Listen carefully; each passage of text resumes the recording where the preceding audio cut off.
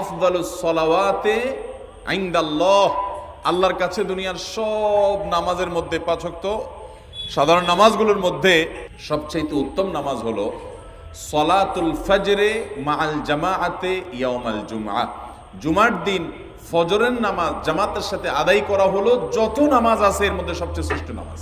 ভাইরা আমার, প্রত্যেক বৃহস্পতিবার আসলে সন্ধ্যার সময় প্রতিজ্ঞা করব, সপ্তাহের অন্য দিন যদি আমার ত্রুটি বিচ্যুতি হয়ও আমি সেটাকে কারেকশন করার চেষ্টা করব, কিন্তু শুক্রবার ফজরটা পুরুষ হিসাবে আমি জামাতের সাথে পড়বই পড়বো। তার জন্য রাতে আগে আগে শোবো, ডাবল ট্রিপল অ্যালার্ম দিয়ে শোবো, অন্য নামাজি বন্ধুকে বলবো ফোন দিয়ে ডেকে দিবি, একে অন্যের সহযোগিতা করব, কিন্তু ফজরের নামাজ জুমার দিন ছাড়বো না ইনশাআল্লাহ। ৩ নম্বর আমল হলো সূরা কাহাফ পড়বো। যারা কোরআন পড়তে পারেন না তারা শুনবেন, আর যারা পড়তে পারেন তারা নিজে পড়বেন। সূরা কাহাফ যদি জুমার